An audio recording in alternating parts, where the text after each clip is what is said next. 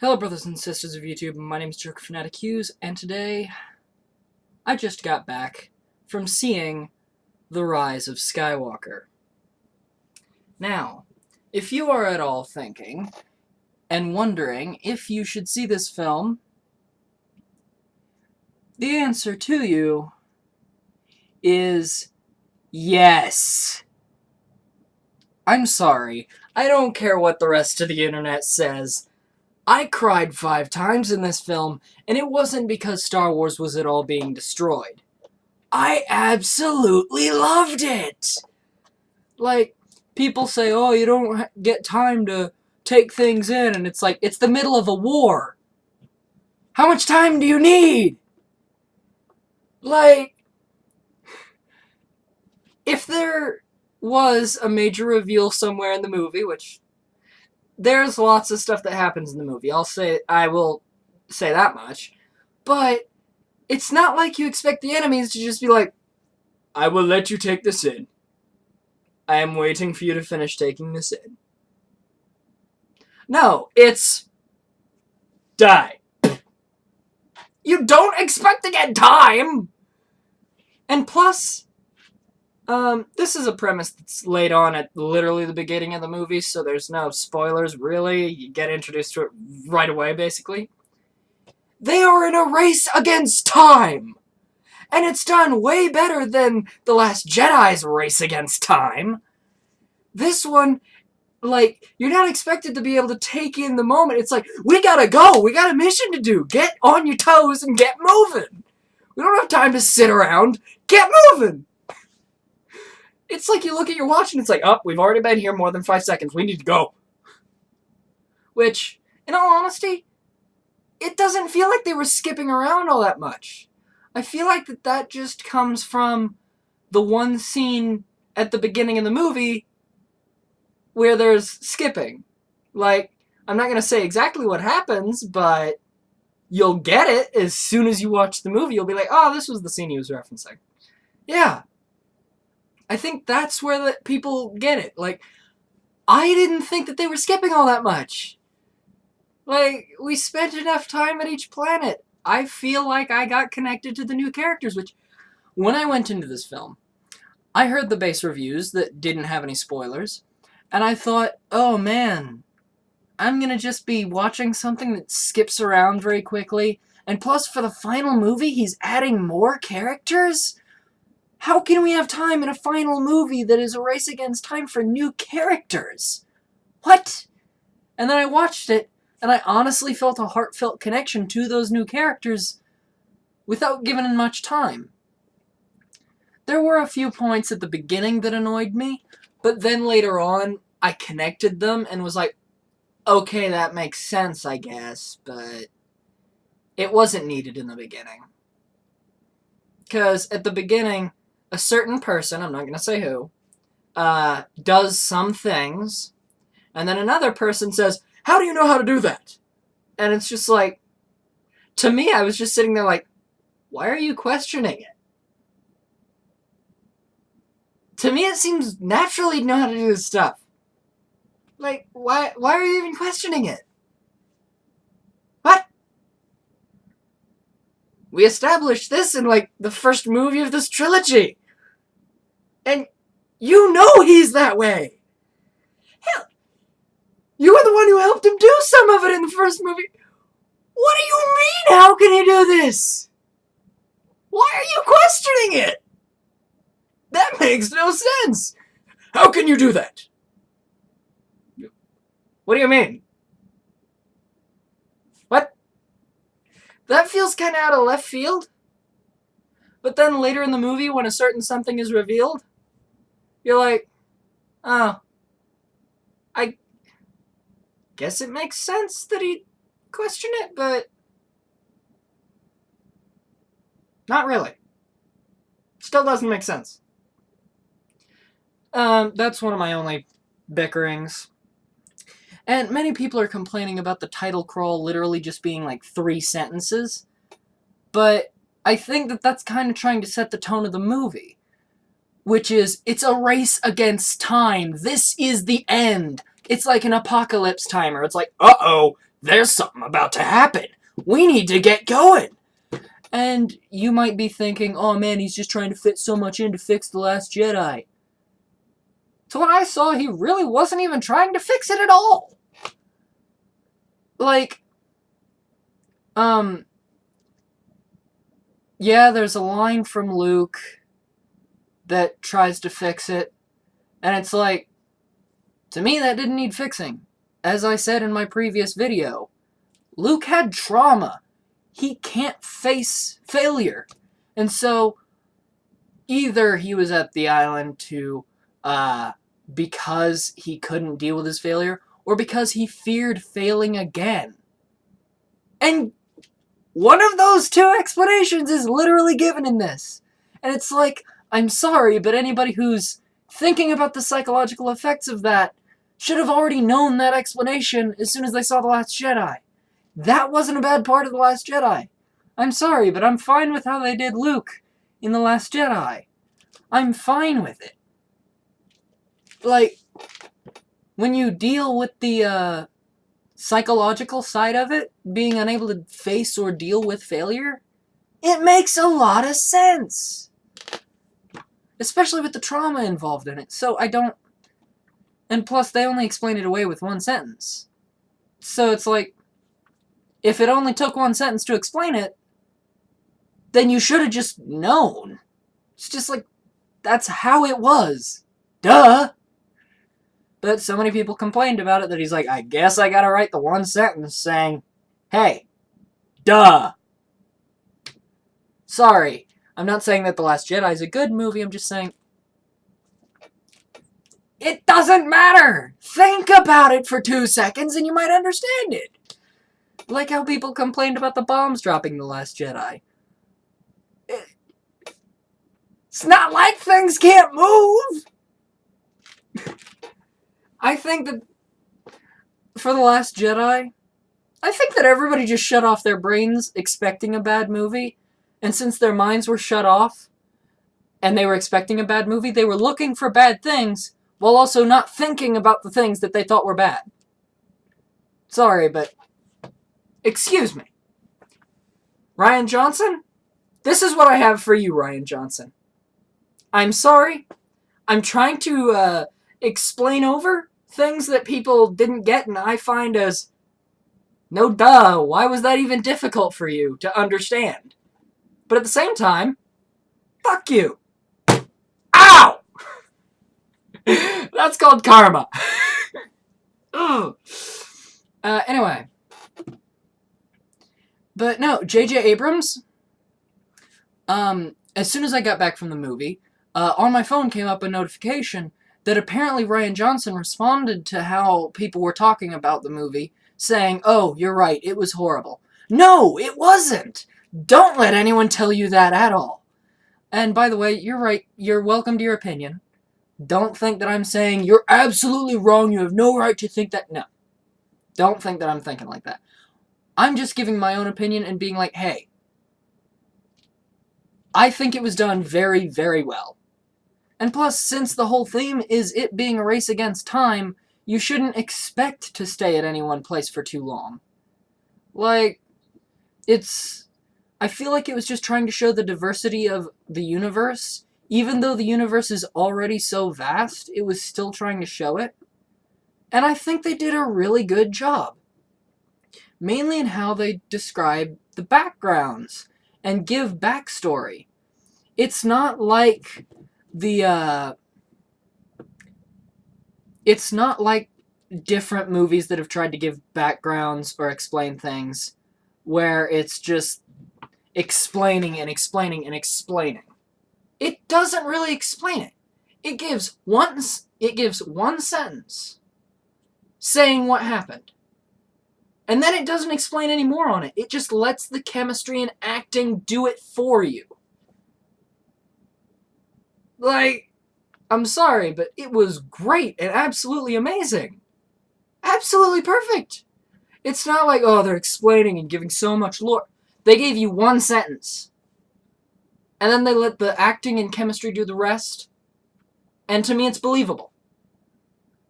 They didn't be like, well, this happened, and then this happened, and then this happened, and then this happened.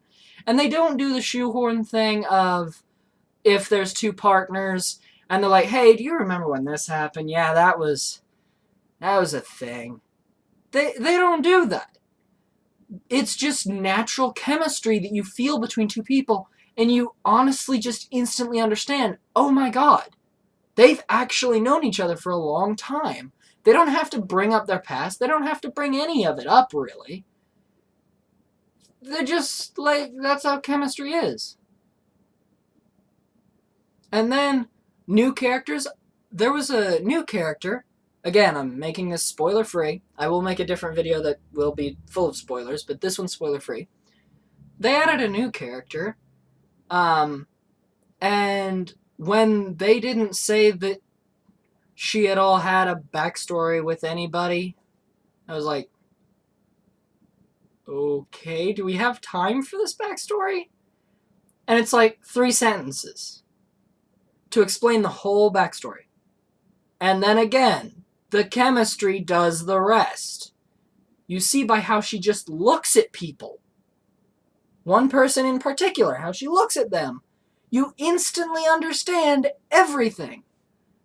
And there were some cut scenes for this character. And there was a storyline that they were going to do. But it got cut. But I feel like it still gets there. You still understand it. Because I understood it without viewing any reviews or leaks or anything or explanations. I knew it as I was watching the movie. As it was ending, somebody says, let's find out. And instantly, my mind went, oh my god. And I was instantly like that. Just understood everything. It's the chemistry that speaks to tell you the backstory. You don't need to know everything. It's the chemistry that does it. And I don't know why everybody's saying that it's so rushed and trying to push so much in. They get their mission done while also adding new backstory and new characters when we thought it was impossible. And they created an ending that makes me want more while also wanting to let the series rest in peace. It's like, oh my god, I want so much more from J.J. Abrams. But this is the end, so it ended amazingly. It was spectacular. It made me want more. But I must accept that it's the end, and that's that. I loved it. It was amazing. There were some annoying points.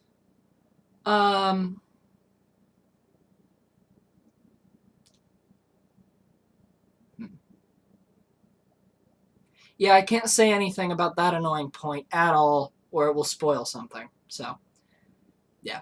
I was like, how can I work around this to make it sound... Yeah, I can't. I can't work around it at all. So, I'll talk about that in the spoiler section if you've seen the movie already.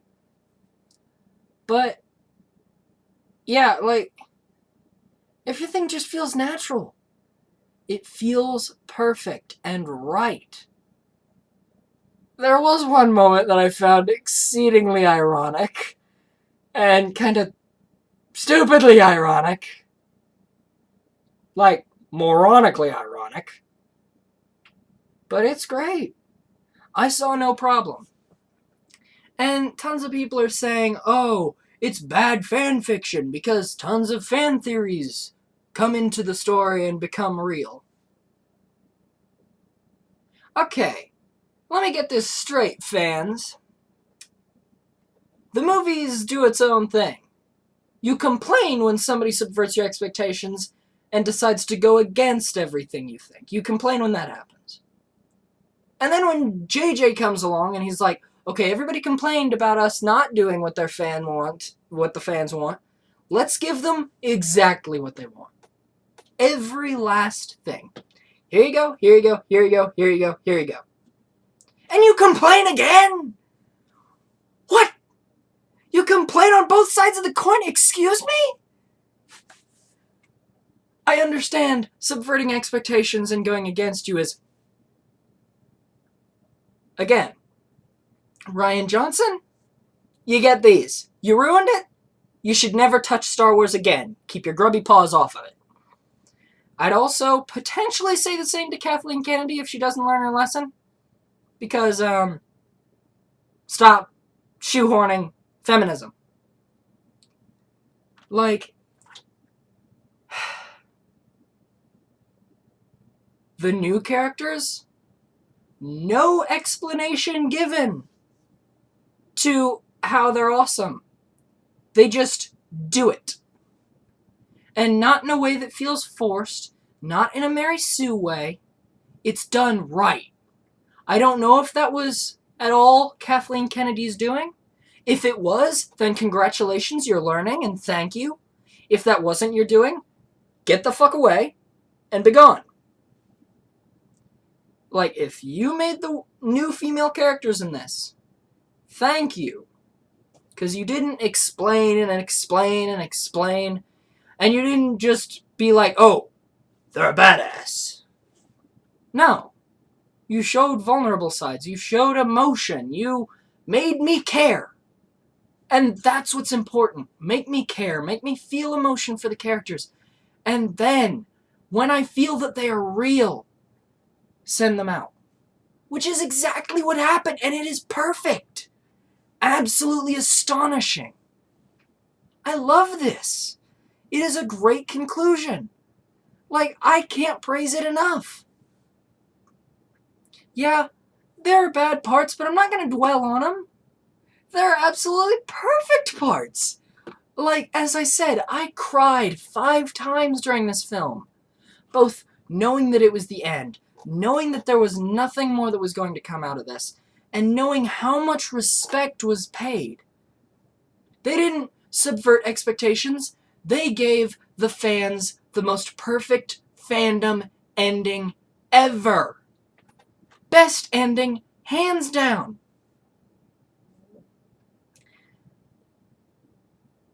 Like, I might have even said the same if it ended the other way. Like, and no, that doesn't make me a bad person or a bad reviewer at all. Saying that it would have been good the other way just means that the movie was great and that it was a great conclusion. That everything felt whole. And when everything felt whole, you didn't really care how it ended. Just you were at peace with its end. And that's, to me, what mattered. You cared about the ending. But at the same time, you respectfully let it just do its thing. Let it play its course. And to those fans who think that this was horrible and all that, to them I say it might not have been the movie we wanted, but it was the movie we needed. Because again, he gave us everything that we wanted and you still bicker. He gave you everything you wanted, plus new, plus diversity without having to explain the diversity, all wrapped in a neatly tied bow package that was literal perfection with no flaws in my mind.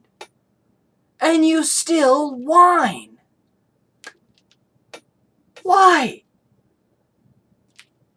You complained when it was the opposite, and now when somebody puts it together the way you want it, you don't want it that way anymore? What? It doesn't make sense to me. I think it was all nicely put together and perfect in every way. I think that that's a good place to leave it. Like, if you are thinking of watching this, do. Go see it, please. It was astonishing. Perfect in every right. Yeah, there may have been some errors here and there, but there always are with filmmaking. It's not like Jar Jar was planned to be the worst thing ever. Like, come on. Cut him some slack. They only made minor mistakes. And tons of the ones that The Last Jedi made, they either cover up or they just do it right. Like, I will have a spoiler video, and I've got to write down a list of all the things that I need to talk about first about it. So I'll be writing that list up and then putting up a video, the spoiler version discussion. But I think it was perfect. The fan theory, all things, it all comes together, and it's perfect in every way. And on the final, in the ending, you honestly cling to your seat. You don't know who's going to win. It basically puts a coin on your hand, flips it up, and then the ending is just like, oh, is this going to be it? Oh, is this going to be it? Oh, is this going to be it? Oh, oh, oh, oh, oh. And it's not a matter of, oh, you caught me out. Oh, you caught me out. Oh, you caught me out. It's like, no, get back up, come on, you can do it. Yes! Oh, come on, get back up. It's a matter of that where you're honestly cheering for them. You honestly want to root for them like it's your favorite team at a sport event. You feel like you want to just be like, yes, come on.